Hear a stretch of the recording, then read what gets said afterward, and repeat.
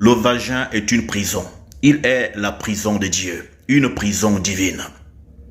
En effet, le vagin a 4 lèvres, les 2 grosses lèvres extérieures, les 2 petites lèvres intérieures. Les 4 lèvres la forment 4 cornes, car les croissants de lèvres vaginales sont des cornes. Et c'est pourquoi sur la table des sacrifices, il y avait 4 cornes. Les 4 cornes symbolisaient les 4 coins de l'univers. En cela, vous avez à pénétrer que le vagin représente dans son intrinsité les 4 coins de l'univers. Autrement dit, l'univers dans son entièreté. Et lorsque vous avez 4 coins renvoient au carré.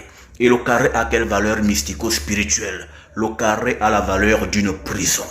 Car le carré symbolise que tout est limité, tout est bien borné.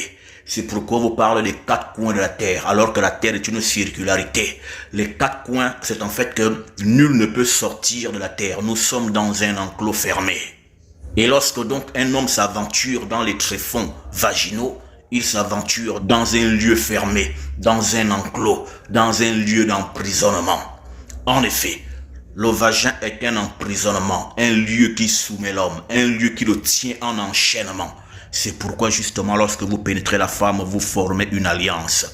La circularité de la cavité vaginale symbolisant l'anneau que vous portez sur le doigt qu'est votre phallus. Et cette science que suis-je ici en train de vous divulguer est connue depuis les ancêtres. De manière que dans la mystique, le carré a une haute et forte symbolique et renvoie à l'enchaînement, à l'emprisonnement. C'est pourquoi les religions prétendument révélées ont pris le symbole du carré pour en faire le signe de leur religion. Il s'agit là du carré en 3D qu'on appelle le cube. Le cube est une prison. C'est pourquoi les religions qui tiennent à embrigader l'esprit des gens se servent de la symbolique du carré en 3D qu'on appelle le cube. Et c'est pourquoi vous avez la symbolique de l'islam qui est le cube, qu'ils appellent la Kaaba.